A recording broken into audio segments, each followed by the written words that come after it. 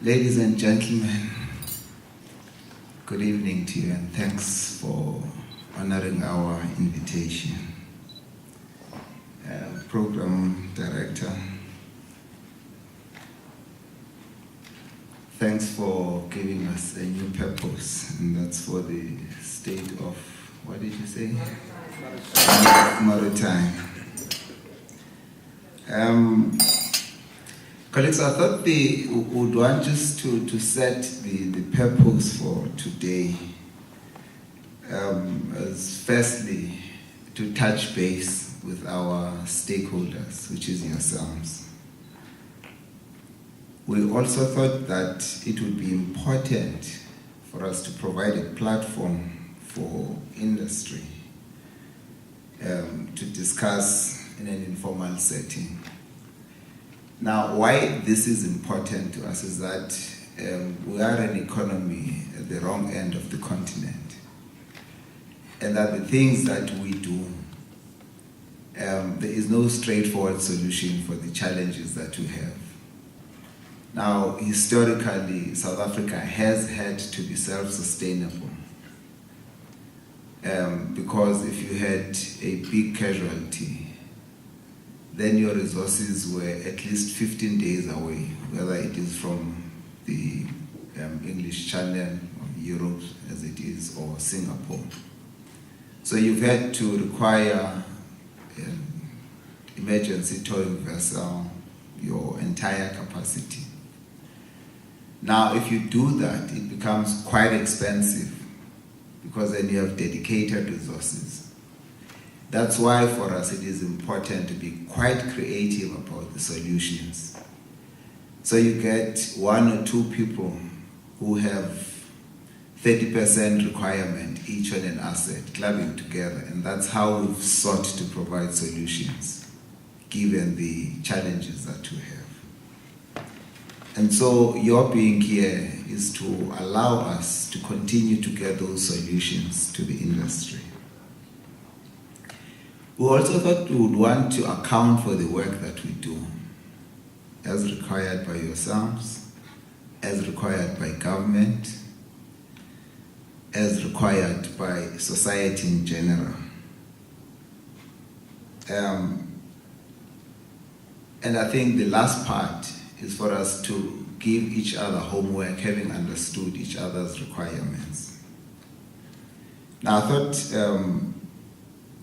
this is the context of our meeting, and I'm hoping that, the program director has just said that this is going to be how we plan our lives going forward. So you can put this on your calendar, that whether you postpone SONA or you do not postpone SONA, you will have the day before the State of the Nation address, you will have the maritime engagement. It is just convenient for us, and I know it's got a whole lot of logistics challenges. But we thought everybody is already here, and that's the reason we would want to have a conversation. Talking about postponements and talking about the water situation, I'm told the days has just been postponed as well. So it looks like we are postponing many things here. Now, the maritime sector, we coming to you against the backdrop of a distressed economy. And we see this in the numbers, which has its own challenges. I looked at the statistics, South Africa indications on youth employment. That is another depressed picture. You know, when you've got the bulk of your people who could be actively employed, unemployed, that generally is a worry. The president of the country is on record lamenting the very little intra-African trade that we do, because that's our natural market. Now, we do very little trade, and that is a problem, and I think Operation Pakistan touches on that quite extensively. We have a bigger problem, I think, where South Africa continues to lose its influence, particularly in the continent. Now, I'm going to weave all of these things together. And the other day I looked, these oil prices continue to be a problem for us, in that they're staying very low. And I know the general public rejoices when oil prices go low because then the fuel is quite cheaper. But what it means to us, once the oil price goes above a certain number, Angel is here, they'll tell us what that number is. Typically $65, $68, so does Shell tell us. Then you get a whole lot of offshore explorations, and that sets up a lot of offshore supply vessels, etc. And that requires a great deal of skill, and then we are able to deploy the people that we train. So that is the value chain for us. So it is important for us that that oil price stays within the correct range. And it is even more important for the manufacturing operation Pakistan lab, because we've been talking about the offshore supply bases. And once there is an offshore oil and gas activity, then our engineering tends to benefit from that. We're coming up against the backdrop then, where that is just refusing to be at the right level. Maybe lastly, maybe second last, the seafarer development initiatives, as we had envisaged in the past, they're just battling to get sustainable. And that is the challenge that we're having. We still are grappling about who should fund what, where should we get cadetship, who should pay for what. And I know Saimi is here, but I'll talk to that just now. Now, the most critical issue, as I understand, is to make this maritime industry meaningful to the general population of this country, and in particular those rural economies. Now, at the beginning of this year, I've spent an inordinate amount of time traveling the old Transkei coastline, and the beautiful stories that are coming out there.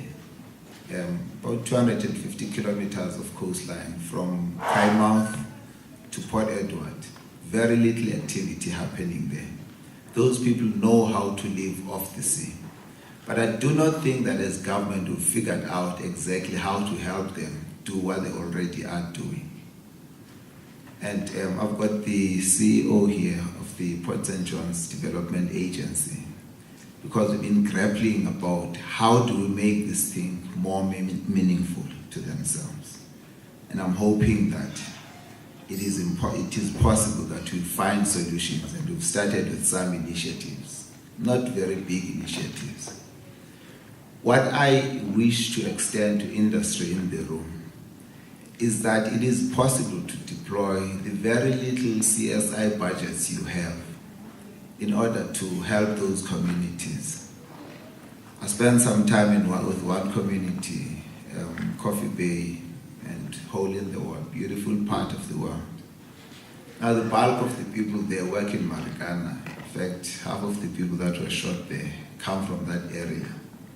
Now, I don't know why you would go to Marikana when you come from Hole in the Wall with 2 hectares of land. So it is some injustice that we're doing to these communities that I would love for us to think very carefully about. And I'm not leaving out local government when I'm talking about that. So for us, it is how best do we leverage the resource that you already have. So that is the context for 2018 as we see it. Now, the year that has just gone by, from a safety and environmental protection point of view, we've experienced some of the most vicious storms, and I think Peter Besnard spoke about that. It still gives me nightmares. Yet no fewer than 6 ships running aground on one day, and one just ran across the mouth of Durban. And each time I was saying to Transnet, guys, you don't realize how big this problem is, because we thought we could refloat the ship very quickly. And I said, wait until it breaks its back. And I don't know how long you're going to close that port for. So when I went to the minister, 2-3 days, deputy minister rather, 2-3 days later, and said, this country does not have any contingency plan for that eventuality, and I don't have it. And so it is very important that we begin to figure life as we have come to know it. Those storms are put to climate change, Mr. Chair. And what it requires from us is that we have adequate early warning systems to allow us to at least act in time to avoid some of those disasters. I still don't know what we could have done differently on that day.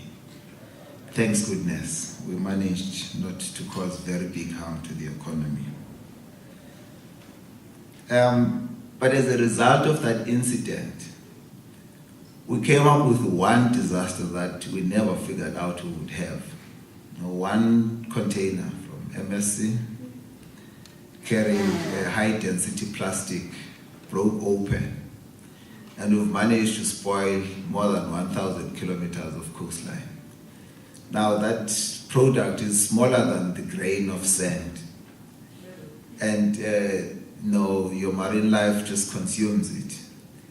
And we try to understand, but just how deep is this problem? And somebody was saying, well, maybe it must be, put as dangerous goods now on the list. That takes its own process. So we've written to IMO and saying there are these products that we never would have envisaged their behavior, but nonetheless, we're here now. So it calls for us to think very carefully about what do we do about the advances in technology that you've seen, all the new products, their behavior. How do you, because I was saying to some people that were interviewing me, that IMDG list, dangerous goods code, was developed from a view of the safety of life on the ship. What does this thing do when it's exposed to normal elements? It explodes, and then there's problems with the life on the ship. Ships can sink. So that is how it goes onto the dangerous goods list. But what do you do in the instance that it dissipates into the water and causes bigger marine harm? So those are the things that we need to figure out quite properly. And there is the fishing industry here. It's those things that I think we need to think very carefully about. Nonetheless, I thought I would want to really appreciate the work that MSC did together with their insurers. And I'd hoped that Nick Sloan was going to be here tonight, their salvers.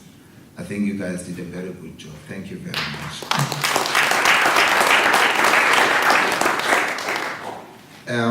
Peter Besnard spoke about the loss of life.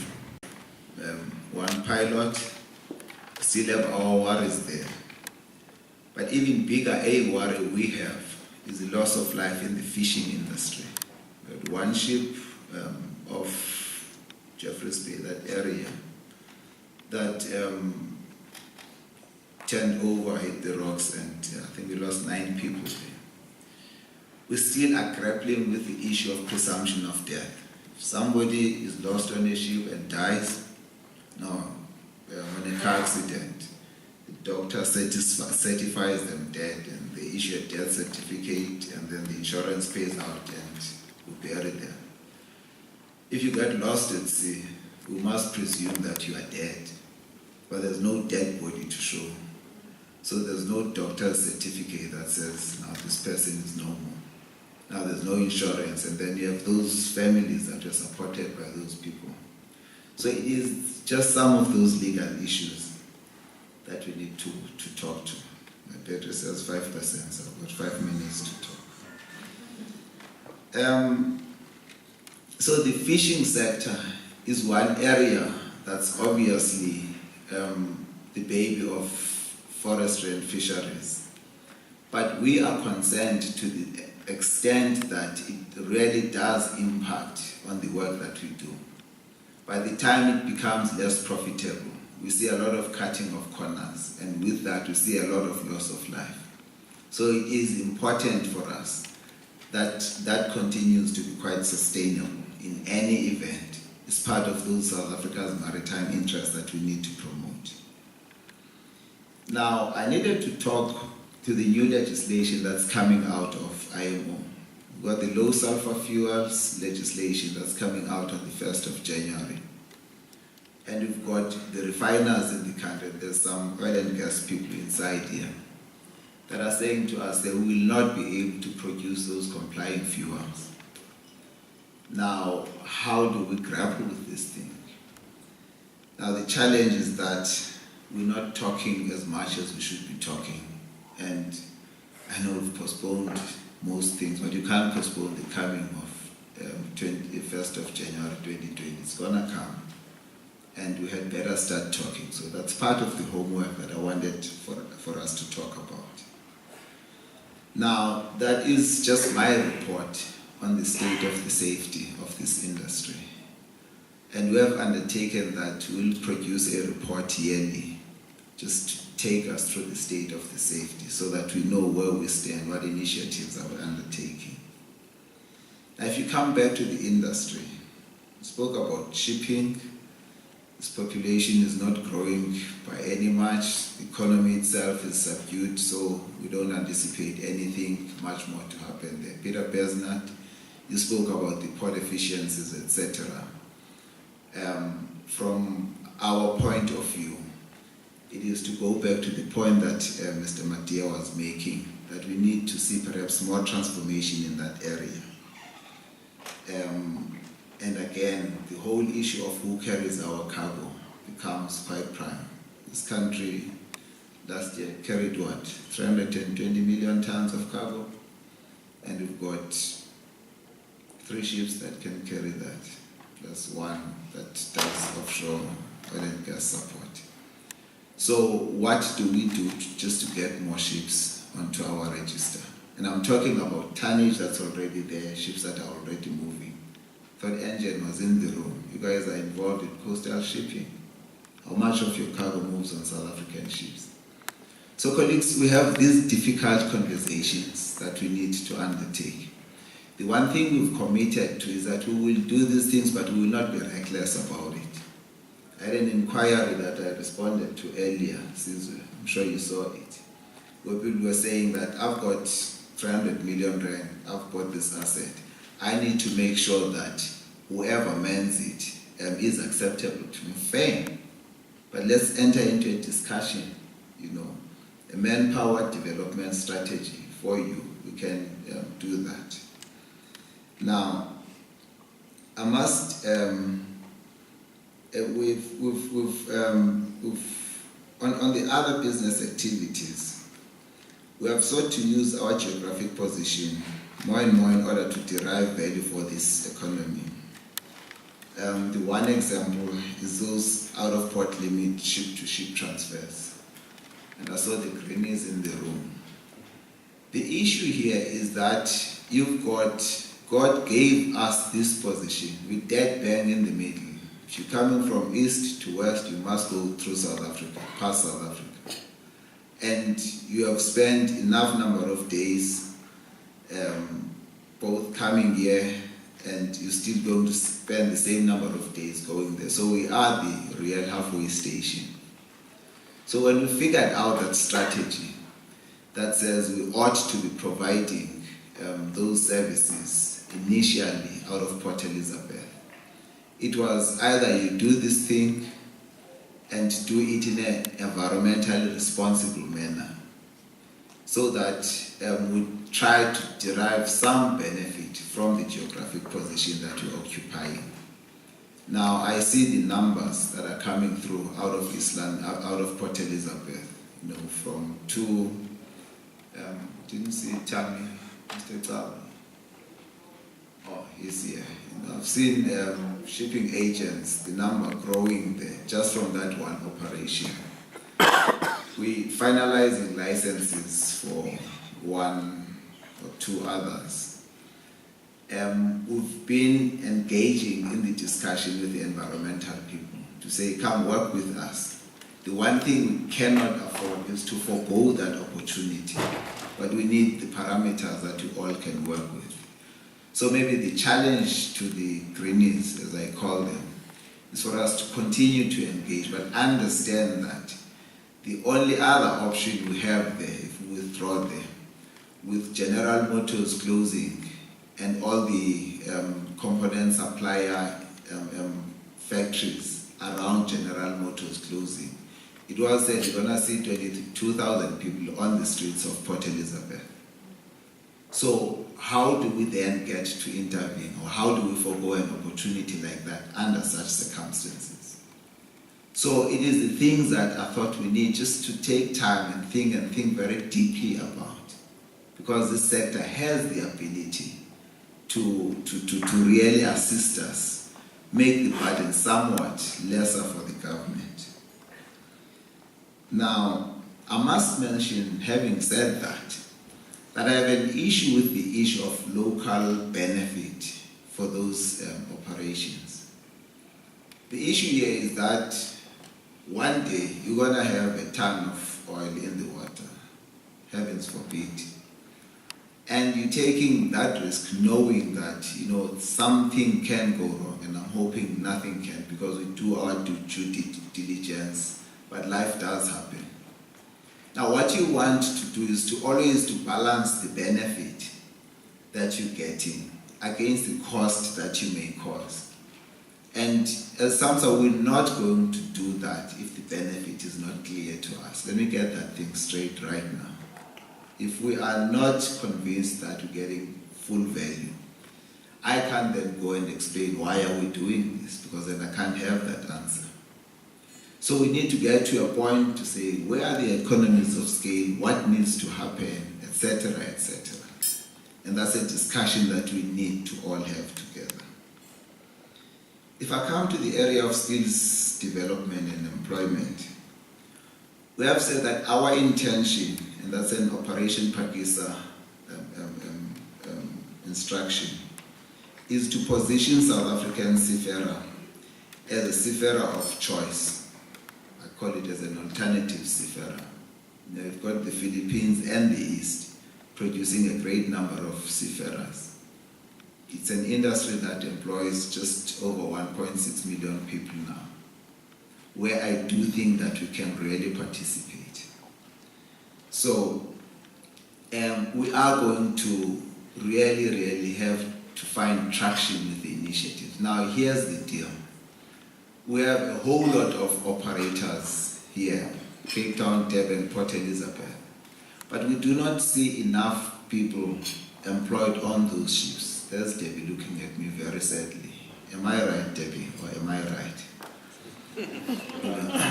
So the whole issue of the industry as we have it participating in the initiatives that we're trying is going to be very important. We don't want money. You're already employing these people. Just take these South Africans instead of crewing from Philippines or anywhere else. You're already trading here. So you're gonna pay this person. Just let that person be South African, and we even train them for free for you guys. So I can go down on my knees if you want me to, just to demonstrate how pleading I am. So we need to see a better uptake for our people.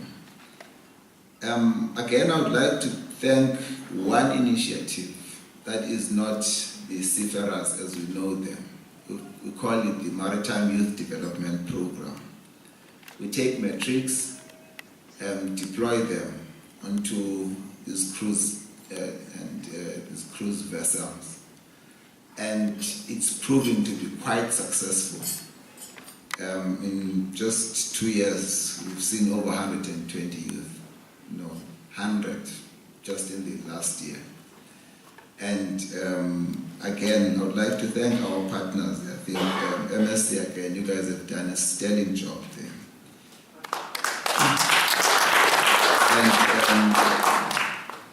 We have had other partners, the Harambee, South African Police Services, believe it or not, Minister Mbalula, anybody who misses him, tell Mr. Razmatas, you've done it for us this time. We worked in particular this past year with the Eastern Cape government. The previous year we worked with the Gauteng government. And we worked with Port St. John's municipality. And again, thank you very much to send our thanks to the mayor. I know she wasn't able to make it. We did that as our OR Tambo flagship project.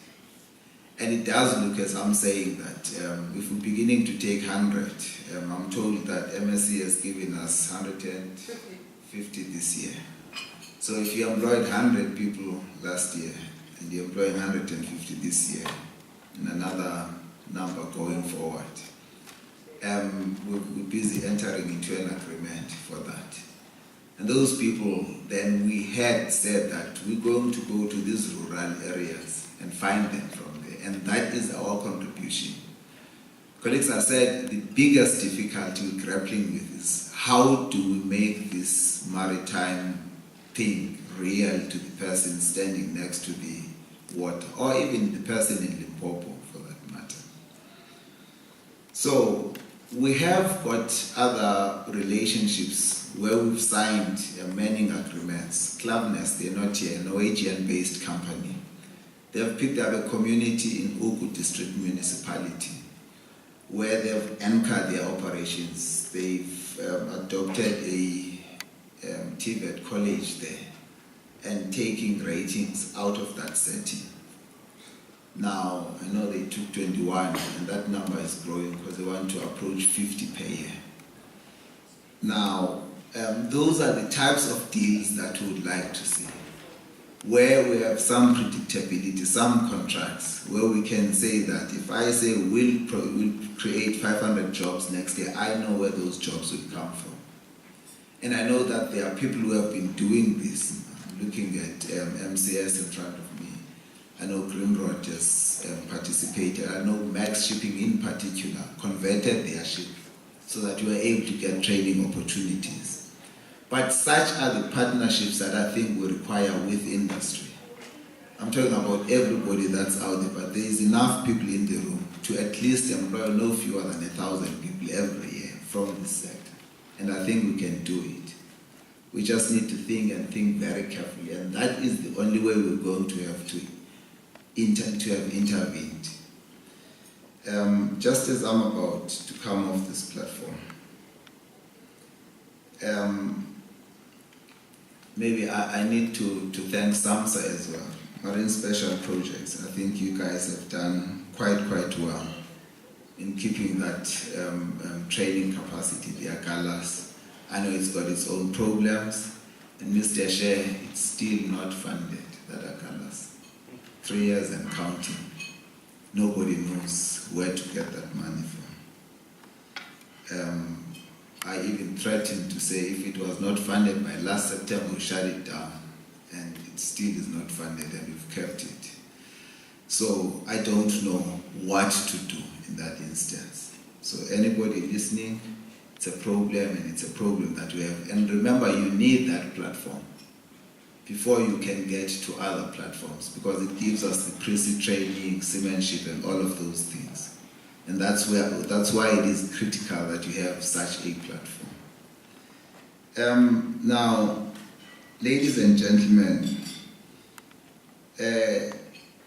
I did mention that going forward, we will issue the reports on an annual basis for the state of safety and the state of the maritime economy, employment included. The first attempt, we're going to issue it before April, and that will be the report looking for last year for safety. Our concern remains the lack of engagement with the industry, as well as their optimal participation. We appreciate the goodwill that we have, and we appreciate the partnerships, but we do think that we can really get more people, particularly, as I'm saying, I think if we think more creatively, we'll go, and that's the reason I was using that example earlier. that there is no straightforward solution for the things that we're trying to do. You're going to be mixing your CSI budget and this other budget to help that community which does not know what to do with this sea that's in front of them. And I need local government to play their part, because you are the guys that are stuck with these people, in all fairness to all of us. And then lastly, that Into Africa strategy is quite important. SAMSA is the secretariat for the Association of African Maritime Administrations.